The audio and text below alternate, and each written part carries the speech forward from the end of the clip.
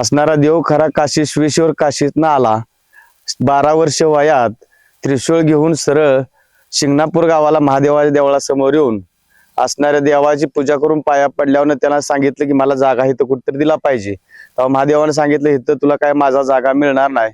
तेव्हा असणारा देव काशीश्वेश्वर खाली आला. गुपित लिंगाची 33 कोटी देवाची बैठक बसली होती की पाताळ भूमीतनं जी बाळाबाई मुलगी शेषराजाची मुलगी घेऊन येईल त्याला ही मानाचा येडा द्यायचा. मग तिथनं ते काळभैरव नाव पडलं गुपितलिंगापाशी.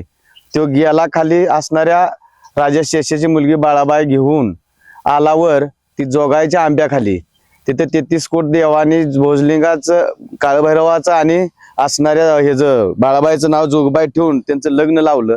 तिथनं मसवडला आल्यानंतर सिद्धनाथाचं दर्शन घेऊन खरसुंडीला गेलं आणि खरसुंडीतनं येऊन खरसुंडीतल्या नाताला विचारलं की मला कुठतरी जागा द्या. त्यावेळेला खरसुंडीतल्या नातानं गोपनीचा दोंडा घालून फिरवून टाकला. त्यावेळेला ह्या गर्भावीर पर्वतावर दगड पडल्यावर इथं येऊन ती उभा इथं जोडी राहायला लागली.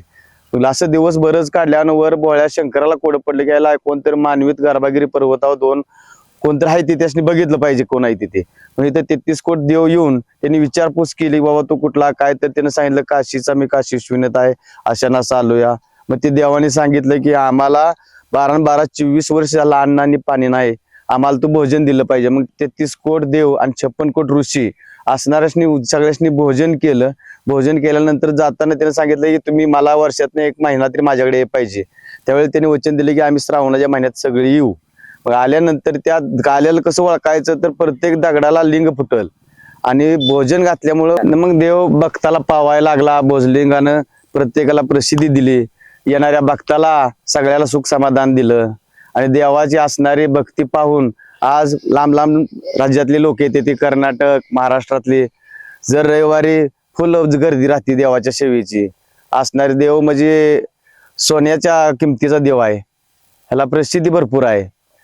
असणारा देव नवसाला पावतोय. आम्ही लहानपणापासून डोंगराला जायचो. बारक्यापणापासून मला छंद ववीचा. असणारे आम्ही जर दसऱ्याला गेलो तर ववी स्वतः म्हणतो. परत गजे ढोल बायका पोरं सगळी भक्त बहिणी भाव सगळी देवाला जत्रा गच भरते. गजे मला वाटतं 10-15 गावचं गजे असतात त्या दिवशी. हिरबळ ववी असते त्या देवाचा मोठा गजर होतो. लय लांबन भक्ती येते ती. परत जानूबाईची विरळी जी असणारी ती बहीण आहे जानूबाई तिची पालखी येते. दुपारी 2-3 वाजता पालखी ती देवाची बहिणीची बहिणी भावांची भेट होती आणि नंतर मग 5-6 वाजता माघारी जाते. तिथनं पुढं मग भोजलिंगाच्या डोंगरावलं श्रीलंकन सप्त आणि विरळीला जानूबाईचं बहिणीचं श्रीलंकन 2-3 दिवस चालू राहतं. तिथं बी 12 वाड्याचं गजी ववी बेदिक असं कार्यक्रम मोठं घेते ती. आता ह्या मंदिराची रचना पहिली अखंड एक दगडाचं ही बांधलेलं खांब असणारी त्याच्यावर तुळे बनवून अखंड दगडाचे सिमेंट मध्ये बांधकाम केलं. फार पूर्वी काळी आधी वरत होतं बारीक देवळ, नंतर खाली आणून मोठं बांधलं. श्रावण महिन्यात ह्या सगळ्या डोंगराला दगडाला लिंग फुटते. ते सगळं 33 कोट देव इथं मुक्कामला येतात 1 महिना. असं देवानं पहिलं बांधून घेतल्यानंतर त्याला प्रसन्न झालाय. त्याला देव पावतोय. ती माणसं येऊन वाऱ्या करते ती पौर्णिमेला रविवारीला देवाला. 33 कोट देवाने ज्या वेळेला सांगितलं की आता तू बाबा भोजनाचा भोजलिंग तुझं नाव आहे, तुला सगळ्या जगातली म्हणजे लोक येतेली आणि असणारे मग त्यावेळेला असणारा अज्ञान बाळ जवळ घेतला आणि जोगबाईला खाली ढकलून दिली. बाबा आता माझ्यापाशी 33 कोट देव येणार आहेत तर तू माझ्यापाशी काय थांबायचं नाही म्हणून तिला खाली लावली डोंगराच्या खाली जोगबाईला. आणि ती जोगबाई येऊन इथे तळ्याच्या खाल्ल्या बाजूला तिनं मुक्काम केला. तर पहिलं आम्ही बारको तेव्हा जातो तेव्हा दगडाच्या पायऱ्या असायच्या. सगळ्या पायरी चढायच्या उतरायच्या.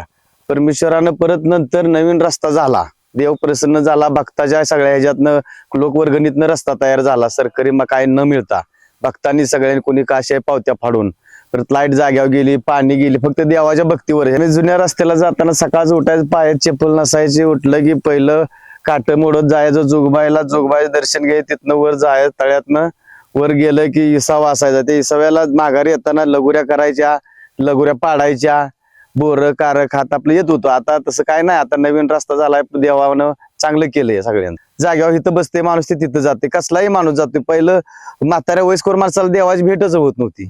आता कसलाही आज उद्या आलेला माणूस सुद्धा देवाला जाऊन भेटतोय. गाडी जाग्यावर दारात जाते देवाच्या पाया पडून तिथनं माणूस येतोय आरामशीर.